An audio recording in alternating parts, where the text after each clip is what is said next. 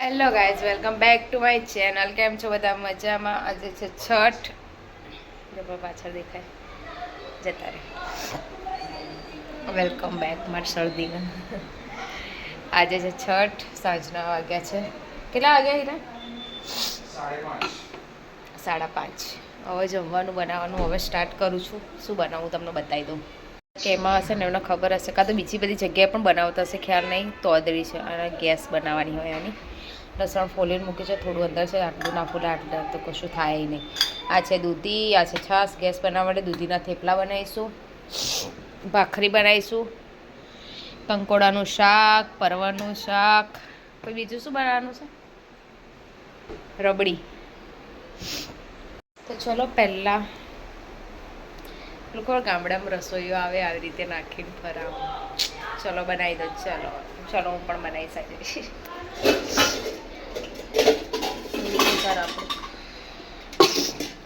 પહેલાં બનાવીશું ગેસ. મને ગેસ બહુ જ ભાવે છે, અતિશય ભાવ, અતિશય.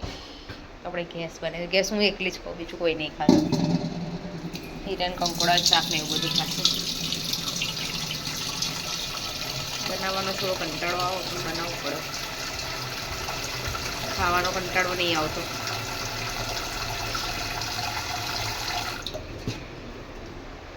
એટલા માટે બનાવીશું આપણે ગેસ. પછી બનાવીશું દૂધીના થેપલા. એના માટે લોટ બાંધીશું, લસણ ને બધું ક્રશ કરવાનું છે.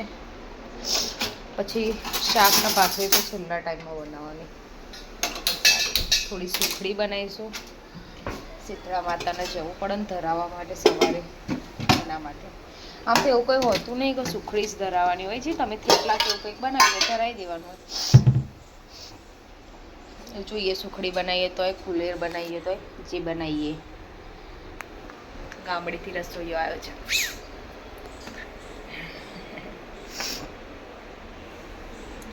ચલો પ્રિપેરેશન કરી છે સ્ટાર્ટ. કેટલા વાગે પૂરી થાય છે મહત્વનું છે, જોઈશું હવે.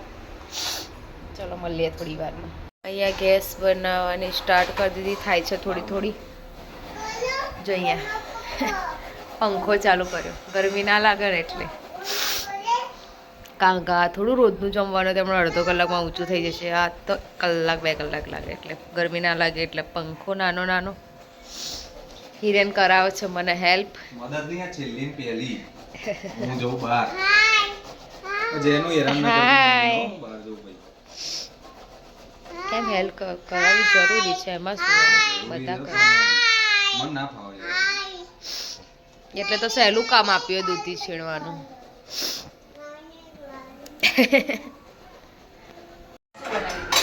કિંજી શું શું બનાવો છો?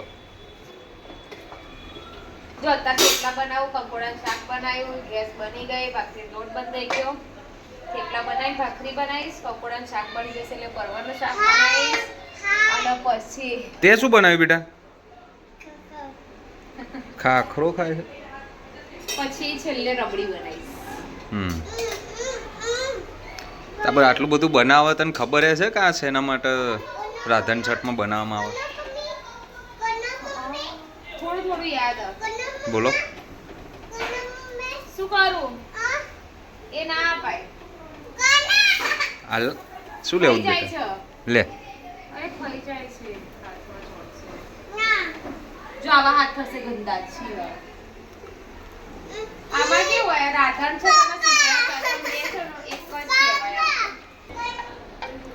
રાધન છઠ અને શીતળા સાતમ હે ને, એ બંને એક જ કહેવાય, એક ના કહેવાય. એમાં કેવું હોય કે રાધન છઠના દિવસે તમારે શું આપવું?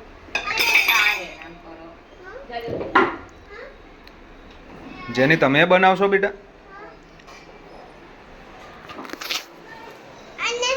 બનાવો.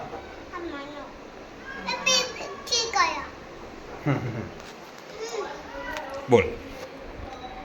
તો ગરમ બનાવવાનું તમારે, અને પછી શીતળા સાતમે એના ઠંડુ ખાવાનું. રાધન છઠે પછી તમારે બધું બની જાય એટલે રાત્રે રસોડું સાફ કરી ધોઈ અને એની પૂજા કરી લેવાની. પછી સાતમે તમારે સળગાવવાનો નહીં ગેસ. કારણ કે પહેલા મારા દાદા ને લોકો વાતો કરતા ને એ લોકો એમ કહેતા, હું પૂછતી કે કેમ નહીં સળગાવવાનો, તો એમ કહેતા કે શીતળા માતા હોય ને એ સાતમના દિવસે ગેસ ઉપર આળો તો એમ બધાના, એટલે ઓબ્વિયસલી આપણે ગેસ સળગાવતા હોય તો એમને કંઈ ચોટ એવું કંઈ લાગી જતું હોય, એવું બી હોઈ શકે ને, એટલા માટે આપણે સાતમે નહીં સળગાવવાનું. અને લેડીઝને તો બિલકુલ નહીં, કોઈ ઇમરજન્સી હોય તો જેન્ટ્સ સળગાવી શકે, બાકી લેડીઝને ના સળગાવે. બીજું બસ એટલું તો મને યાદ છે, દાદા આવું કહેતા હતા. પછી અમુક લોકો બલરામ જયંતિ પણ કહે છે, કારણ કે એ દિવસે બલરામનો જન્મ છે, એટલે હું શ્યોર યાદ નહીં કે છઠના દિવસે કે તો સાતમના દિવસે, બાકી એવું કહેતા હતા ખરો દાદા. તને નોલેજ તો છે એમ? દાદા જોડે પણ આપણી હોય એટલે હોય થોડું. આ થોડું આવવાનું. હેલો ગાઈઝ, હું બનાવું છું દૂધીના થેપલા. કંકોડાનું શાક થાય છે, ગેસ થઈ ગયું બધું, અડધું અડધું થયું છે, અડધું અડધું રહી છે. દૂધીના થેપલામાં એટલો ભાવે છે બધાને બહુ, પણ કંટાળો એક એટલો આવે છે ને તો જેમ જેમ ટાઈમ લાગે ને એમ દૂધીનો લોટ છે ને આમ પેલો એ ઢીલો થઈ જાય. 2 મિનિટ આવો થેપલા.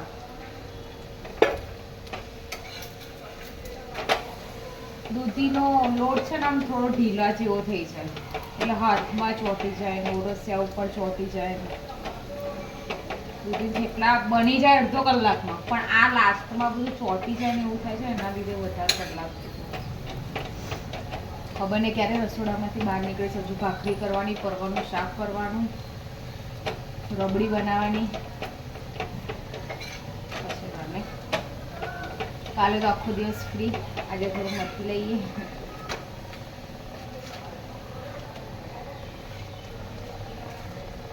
હિરેન લઈને ગયા છે જેનીને બહાર, કારણ કે એ છે ને જોવાનું મને એટલો વધારે હેરાન કરો છું, કામે ના કરવા દે.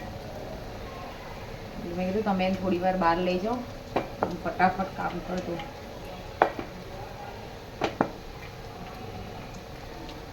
કાલે છે સાતમ, કાલનો શું પ્રોગ્રામ છે કંઈ જ ખબર નહીં. કોણ તો પ્રોગ્રામ આગળથી પણ બનતા જ નહીં, છેલ્લા દિવસે એન્ડ ટાઈમે ઊભું થઈ જાય. 5 મિનિટમાં હિરેન કહેશે ચલો અહીં જવું છે તો ચલો ત્યારે. કેવું છે બનીને રજા છે એટલે ટાઈમ મળે એટલે જઈ આવે, બાકી તો ક્યાંય જવાતું નથી. આઠમે તો ક્યાંય જવાનું નહીં, કારણ કે સોસાયટીમાં અમારો પ્રોગ્રામ હોય છે, એટલે ઘરે જ જોઈએ ત્યાં. ચલો કાલનો કેમનો પ્રોગ્રામ રહેશે. થોડાક જ થેપલા બનાવવાના બાકી છે, 8-10 જેવા જ. હું તો બહુ વધારે નહીં બનાવતી ખાવાનું, કારણ કે હિરેને પછી બહુ ખાતા નહીં, એક જ ટાઈમ ખાઈએ તો ઠંડુ.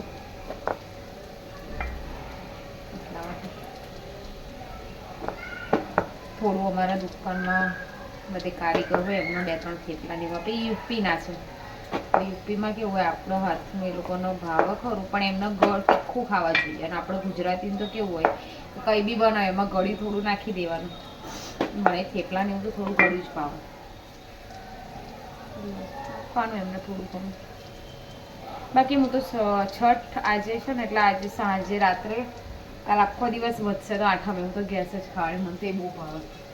અને કંકોડાનું શાક થોડું ઘણું થઈ ગયું એટલે મેં તો ગેસ કમ્પ્લીટ બનાવી છે. પાછું તો બધાના ઘરમાં સ્મેલ આવશે જુદી જુદી, પેલું આ બનાવતો છે, પેલું આ બનાવતો છે, પેલું આમ કરતું હશે. મળીએ ચલો થોડી વારમાં. તારા તો કોમ જ પતતું નહીં યાર. હજુ પરવર બનાવવાના, ભાખરી બનાવવાની, આ રબડી બનાવવાની.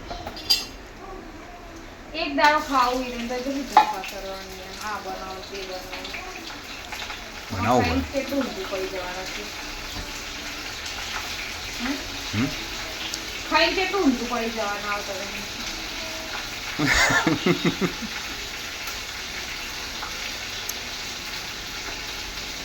2 વાર મેઠું ના નોખી દીધું. તમારે ખાવાનું મને તો પરવર નહીં.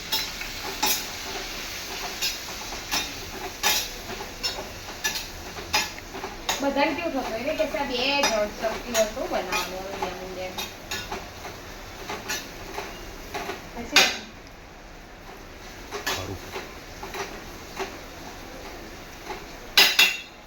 બે જણ જ કરતા રહો.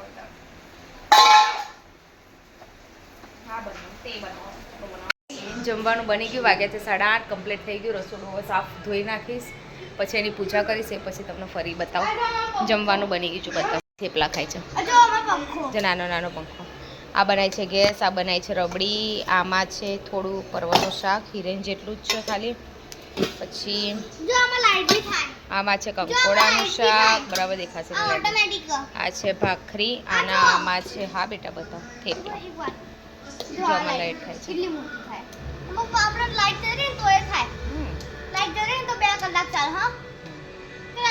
જોઈએ એની અને હિરેન. તો ચલો હવે હું રસોડું સાફ કરી દઉં કમ્પ્લીટ, પછી મળું તમને. આ છે મારી ડીશ આજની. બને એટલે કેટલું મસ્ત લાગે ને, કે બનાવવામાં વાર કેટલી લાગે, પણ રેડી. રસોડું થઈ ગયું છે ક્લીન. હવે હું કરું છું દીવો. હું કરીશ દીવો. રસોડું બધું સાફ થઈ ગયું. હવે ખાલી જમવાનું બધું બીજા વાસણમાં કાઢીને મૂકી દીધું. વાસણ બધા ચોકડીમાં ભેગા કરી દીધા. દીવો કરીશું. દીવો કરીને ઘરમાં કચરા પોતું મેઇન. ઘરમાં કચરા પોતું નહીં કરું ત્યાં આમ એવું થાય કહું જાણે કેટલા દિવસથી ઘર એવું એવું પડ્યું હશે એવું થઈ જાય છે. મેં બે લાઈટો ચાલુ કરી છે. એ પહેલાં ઘરમાં કચરા પોતું કરીશું. પહેલાં આ કામ કરી દઈએ. જમવાનું બધું બનાવ્યું, થાળ ધરાયો ભગવાનના. પછી હિરેના મતલબ તળ્યું બધું, એટલે મને તો એમ થાય કે જાણે ધરાઈ જ ગઈ. મને જ્યારે બી તળું ત્યારે એવું જ થાય તો બસ હવે ધરાઈ જવા નહીં જવું.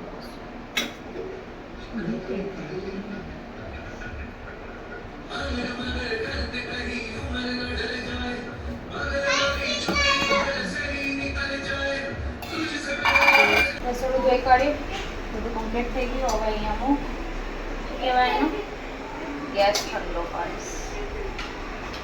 એટલે ખારવા કહેવાય ને.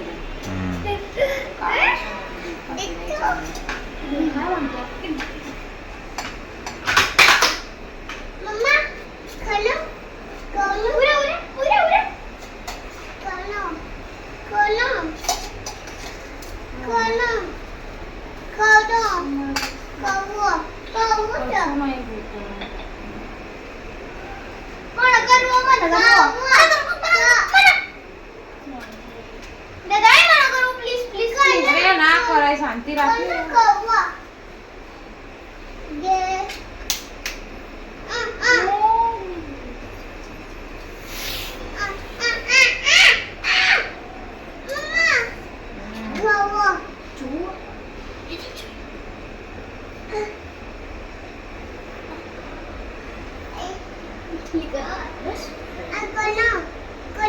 શું કરું? જે કરો.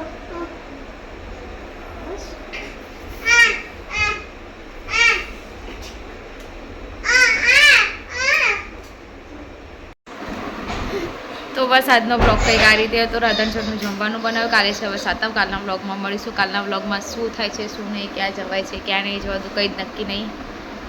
બધું હિરેન પર ડિપેન્ડ છે. ચલો આ બ્લોગને અહીંયા એન્ડ કરું છું, કારણ કે હજુ કચરા પોતું કરવાનું બાકી છે અને બધું હેરાન કરો છો. આજનો બ્લોગ સારું લાગ્યો તો લાઈક શેર અને સબસ્ક્રાઈબ કરજો. બને રહ્યો મારી ચેનલ ઉપર નવા નવા બ્લોગ જોવા માટે. Bye, good night.